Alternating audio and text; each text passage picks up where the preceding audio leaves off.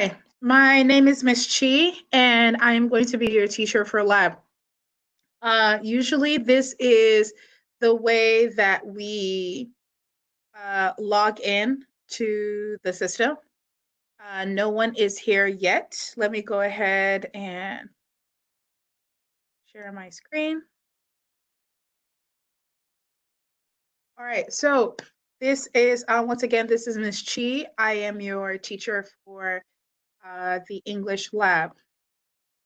Usually you will access this classroom, this online classroom with me. And usually my co-teacher, Bola, is also here. So usually we are both on the website. You will access it by going to your Google Classroom. In the first page, when you log in, it's going to say stream. When you scroll down, you will see the link here. You're going to click the link and follow the instructions. It will ask you to put your email, and it will ask you to put maybe a password or whatever it asks you to do. And you're going to put in your email, and then you're going to press join. Once you do that, so I think it'll ask you for your name and email. Once you do that, then you will be able to come to this virtual classroom. So for today, what we needed to do is to read this article on the Great Depression.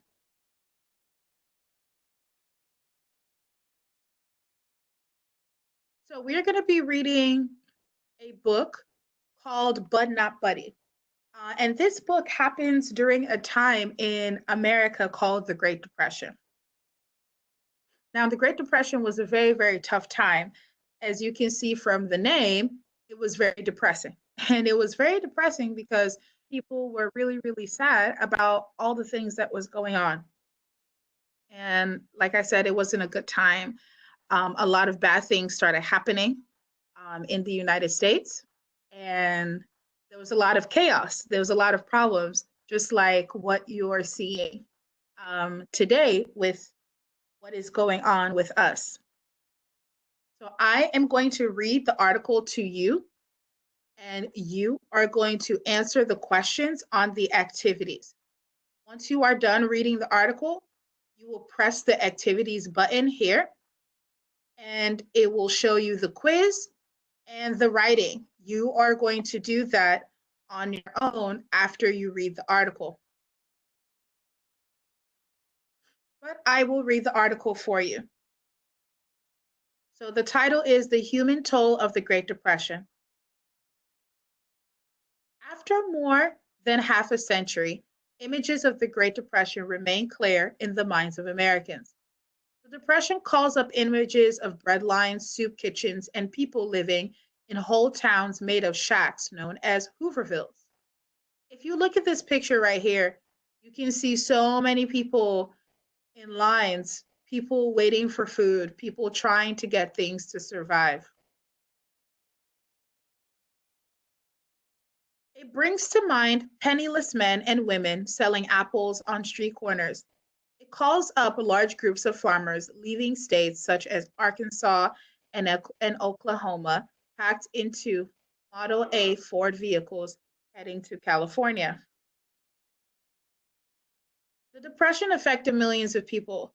Unemployment jumped from less than 3 million in 1929 to 4 million in 1930, 8 million in 1931, and 12.5 million in 1932. So one of the things that happened in the Great Depression was an unemployment, meaning a lot of people did not have jobs. In that year, 1/4 of the nation's families did not have a single employed wage earner. Even those fortunate enough to have jobs suffered big pay cuts and fewer hours of work.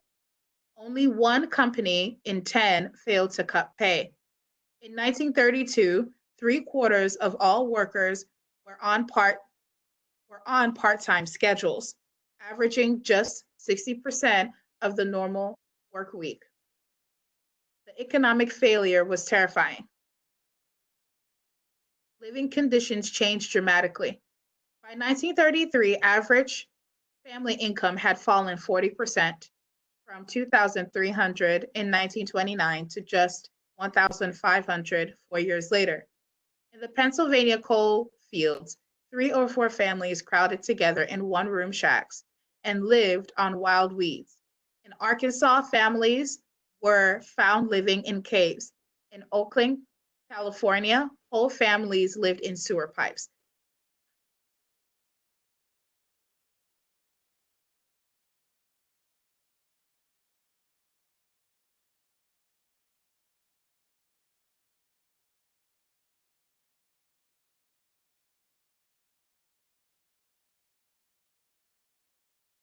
Sorry about that.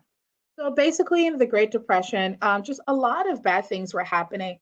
The economy was failing. A lot of things just went down. And as you can see, people didn't have jobs. And if you don't have a job, then you don't have money and you can't pay bills and you cannot live. So the way that people lived really changed. Some people were living in caves, some people were living in sewer pipes. So imagine that's where like all our poop and pee and all that goes to. Some people were living in those pipes because sometimes those pipes were big enough to keep people there.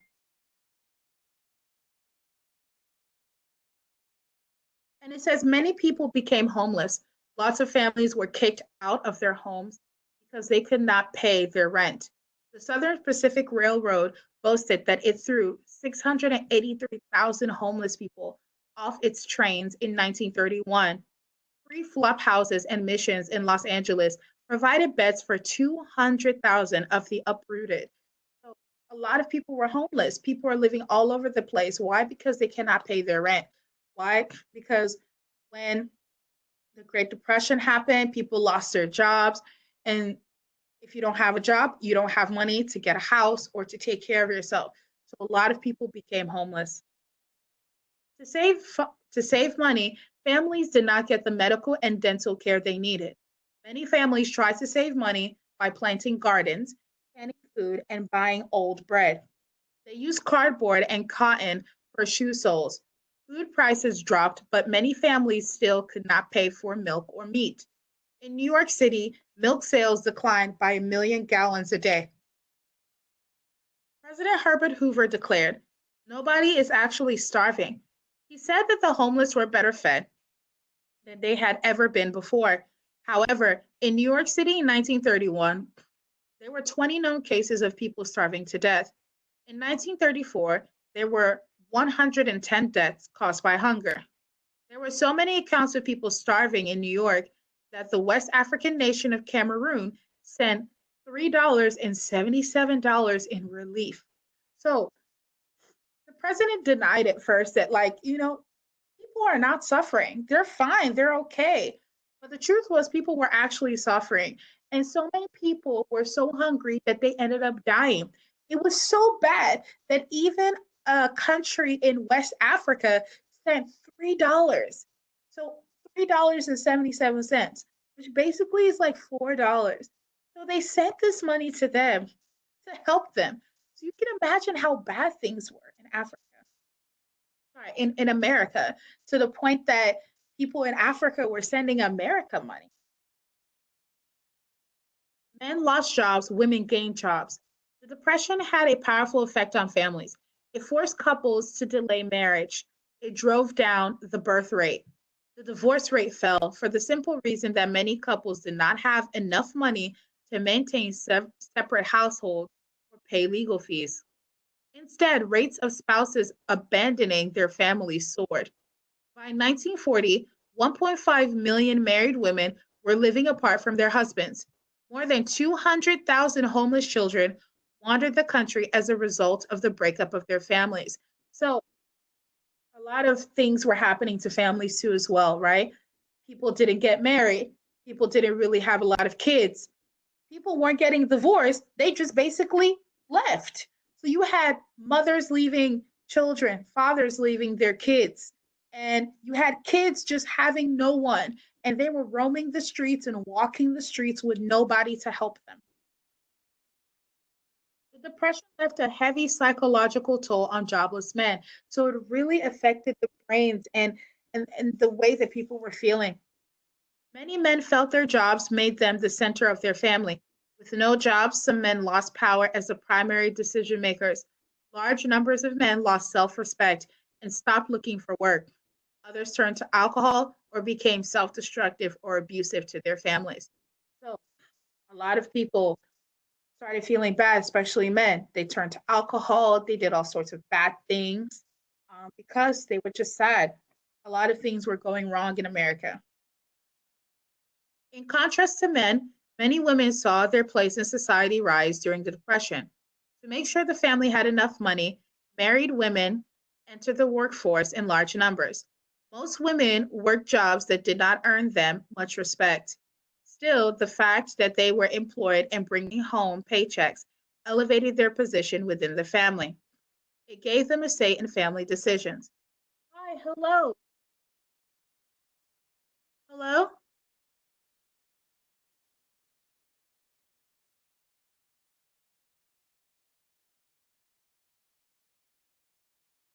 Hello. Can you hear me?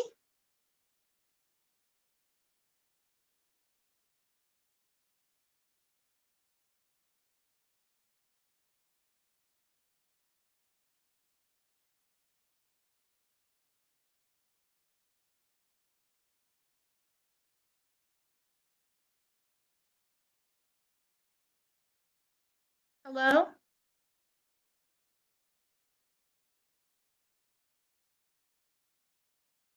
Hello? Hello? Can you hear me?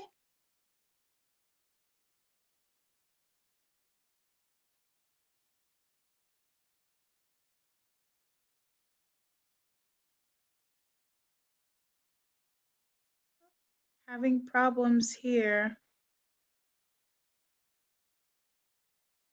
Okay, I'm going to stop sharing and then come back. Okay.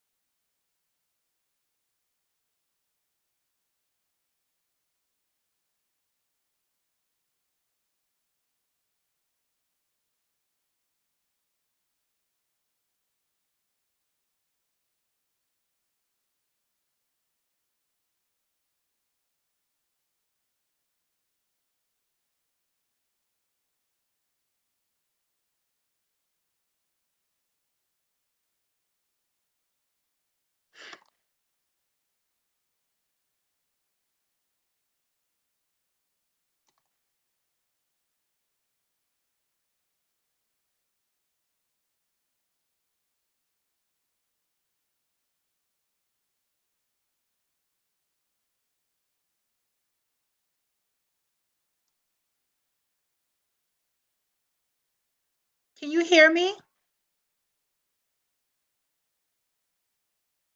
Can you hear me?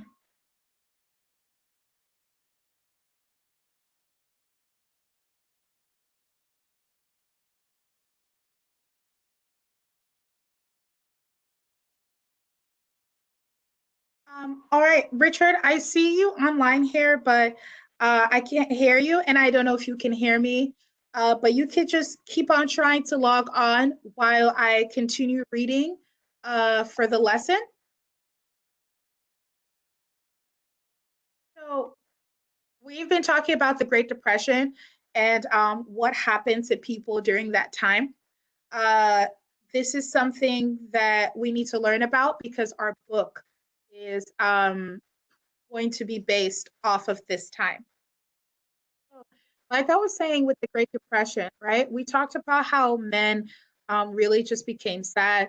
And it's saying here that women, in contrast to men, many women saw their place in society rise during the Great Depression.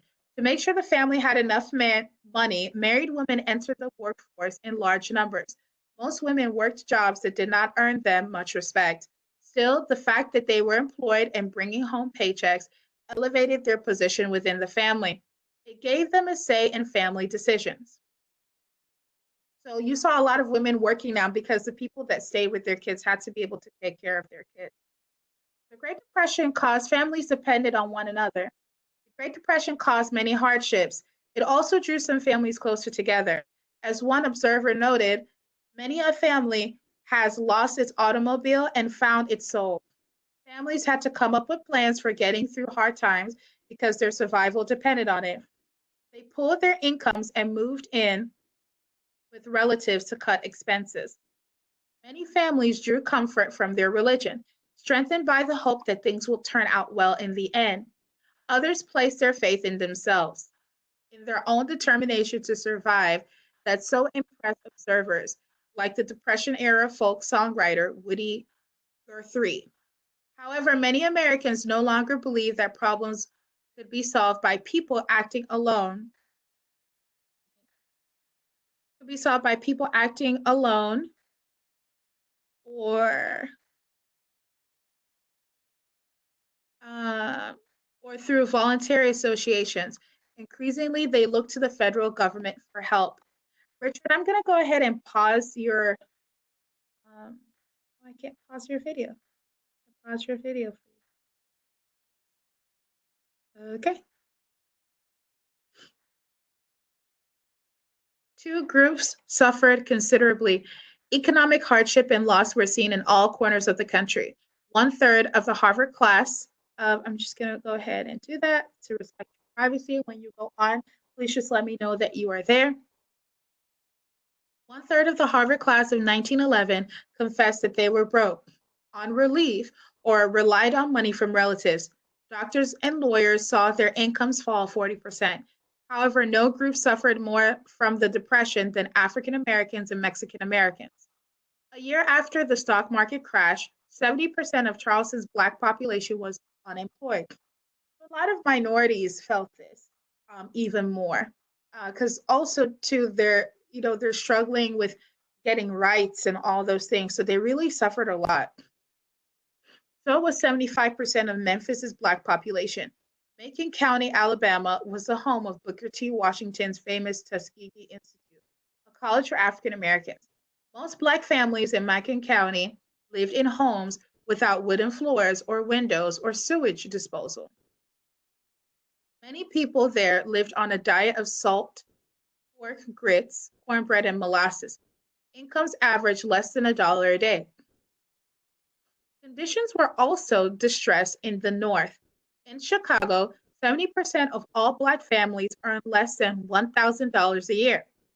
That was far below the poverty line.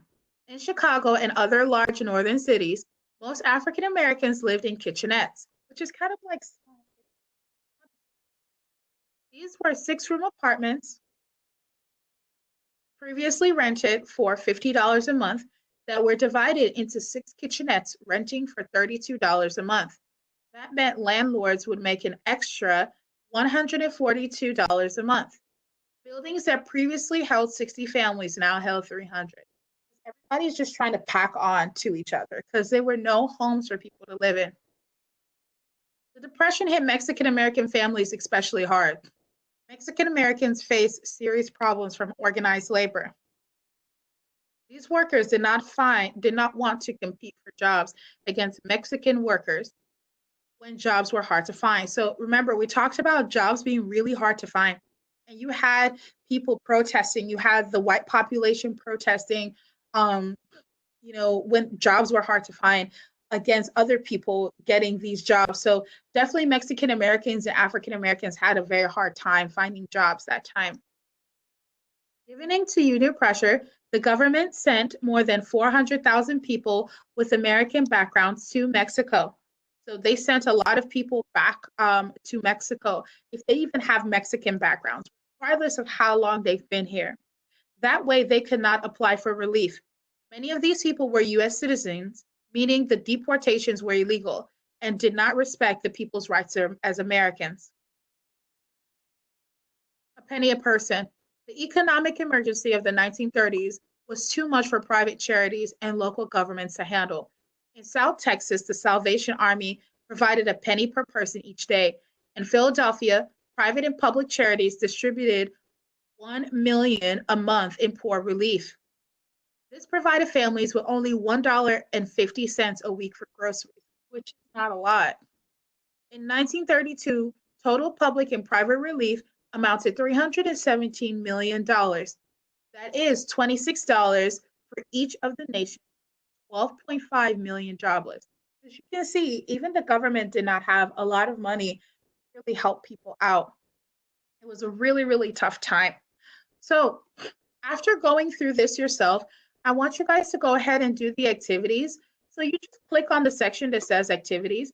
You first of all click on the quiz, and it's going to take you through all the different questions here. There are 4 different questions here. Oh, you just got a freebie. You got the answer to question 1. And then you're going to do your writing, which is basically for you to write a short paragraph that explains the central idea of the article. So I'm asking you, what is the main idea of this article? What is this whole article mainly talking about? I see some more people joined. Miss Kiera, can you hear me? Yes. Okay, great. I already started the class a little minute ago. So I don't know when you jumped in and if you were able to hear me, but just know that I will upload the video to this on the Google Classroom, okay? Okay. Yeah, so because I realize a lot of people might either come in late or just don't have any sort of access, or they might be confused on how to do it. So I went ahead and started recording myself teach this. So what you guys are going to be doing is you're going to go on your classroom. So this is your Google Classroom. And then you're going to go to classwork. When you go to classwork, you will see 2 things there. You're going to see a practice assignment, which is just something you can do during your free time. Tell me a little bit about yourself. That's what this is. You're just going to write like a short, maybe it doesn't even have to be up to 1 page, but just something to kind of know you a little bit. And then your main assignment is this Great Depression assignment, okay? And then once you click here, it should be able to take you to your assignment page. What you need to do is it's going to ask you for a sign in. You're just going to use like your Google, okay? So your school login, that's what you're going to use. Once you click sign in, it might look different for me because I'm the teacher, so it's just going to automatically sign me in. But let me put this on a different web page.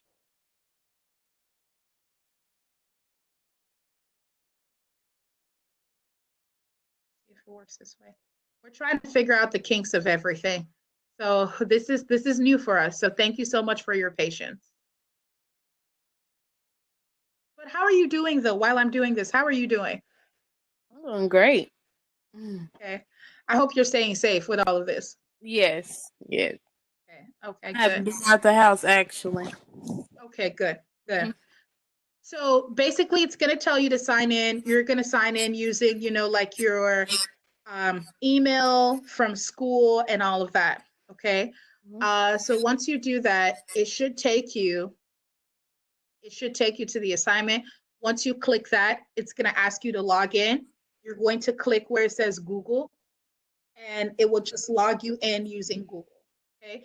If you're having any problems with this, what I will do is if I see that it's hard for people to go through this, I will just repost it again. I'll just repost it again as like a Google Doc so that it's easy for you to go through. Okay. Yeah. So we're just trying things out here. Okay. Just trial and error. So like I said, I'm going to post the video of this so that you can kind of hear me reading and kind of see me talk about the article a little bit. I will let you know that I record all of my sessions. So trying to look for where the article was. I will let you know that I record all of my sessions. So everything that we're doing, you can always see when I upload it back online at the end of the day. So basically, what I was talking about today was just this article on the Great Depression. We're going to be reading a new book called Bud Not Buddy, and that book takes place during this time in America. And as you can see, it says Great Depression. So of course, people were probably what? Depressed. Were probably depressed. A lot of bad things was happening during this time. You got people losing their jobs. You got, families, being separated. You got Mhm. people leaving their kids. Kids were homeless. Everyone was homeless. There was no food and no money to go around. Um, so that's what this article was talking about. After you finish reading the article, you're going to take the quiz. So you're going to click where it says quiz and just answer the questions. Once again, if this is really difficult and like you're having a hard time going through it, all you need to do is just shoot me an email, or you can shoot me a text message. And I believe that my co-teacher shared my our numbers with you guys, right? Yes. Okay, good. Yeah, so you could just let us know. And what I'll do is that by tomorrow, I'll just repost this on like a Google Doc. So that way you can just do it there and you don't have to bother with like all of this. Okay. Okay. All right, Miss Kiera. Great. Okay, good. All right. So we're gonna try this out. We're gonna hope and pray that this works out. I know people were struggling in terms of like logging in and everything. So we're just trying this out. Usually class for you guys starts at 6:15 to 7. Okay. Okay, 6:15 to 7. Yep, 6:15 to 7. Yeah. Oh, hmm I stayed on a little bit longer just in case like anybody was gonna hop in. But you will see when you watch the video when I upload it that I kind of just started it and so that people can just kind of watch it and know what they're doing. Okay. okay. Okay. So do you have any questions for me, Miss Kiera? Thank you so much for logging in. I appreciate you No, man. trying. I've been trying. I'm like, I'm gonna get I this. know. I I know. I said, matter know. of fact, let me call somebody. I know. I know. Let me go ahead and stop recording. So,